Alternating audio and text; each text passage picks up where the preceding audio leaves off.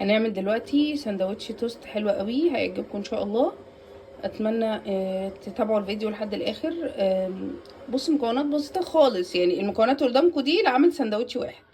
انا عندي بيضتين اخفقتهم زي ما انتم شايفين، شويه فلفل اسمر، سنه ملح، وعندي قطعتين من عيش التوست وشريحتين من الجبنه الرومي، عملتهم كسرتهم كده. يلا بينا بقى في طاسه على النار. طاسه على النار دلوقتي زي ما انتم شايفين كده. انا هنزل عندي بايه؟ هنزل عندي بالبيضتين. تمام.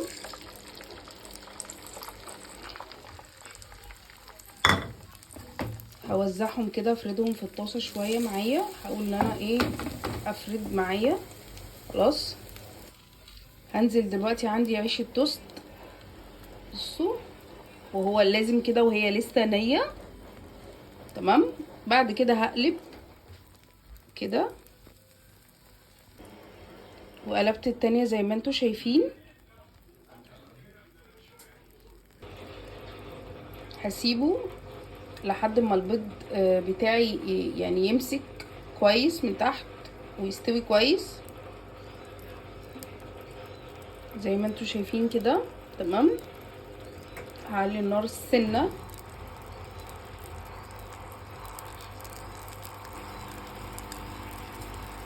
تمام. هبتدي بقى ايه، اقلب عندي. خلي بالكوا ان هنا عندي العيش التوست هنا لزق. بصوا، لزق في البيض. بصوا، بحيث ان انا مقلب دي كده كلها هيتقلب هقلبها عادي يعني. بصوا شكلها بعد ما قلبناها. هنبتدي بقى نلم الجوانب كده. بصوا، هنلم الجوانب كده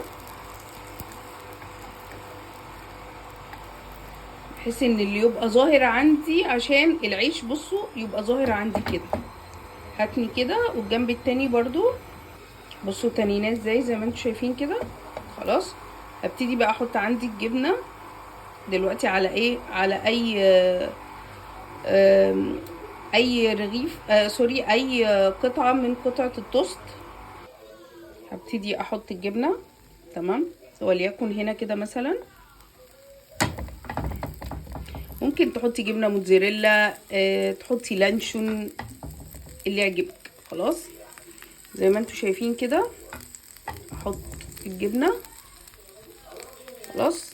وهحط دلوقتي قطعه الطماطم، وبعد كده هلم كده. هقفل بقى السندوتش. بصوا يا جماعه، عشان انا بس بصور. بسم الله. اهو. هقلبه الناحيه التانية عشان ايه، الجنب اللي فيه الجبنه تسيح معايا. بصوا، ده شكله. بنديله كده بس بنوطي النار عشان بس العيش ما يتحرقش معايا. تمام. وبطلعه وبألف هنا.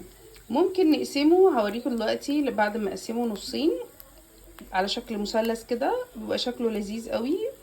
بس هسيب بس الجبنه الاول ايه، تسيح شويه. بصوا كده بعد ما قطعناه نصين. بصوا من جوه عامل ازاي. تحفه بجد والله. ينفع في العشاء، في الفطار، جنبه كوبايه شاي بلبن او نسكافيه. حاجه تحفه خرافه بجد. اتمنى ما تنسونوش باللايك والاشتراك في القناه وتفعلوا الجرس عشان يوصلكم كل جديد. السلام عليكم ورحمه الله وبركاته.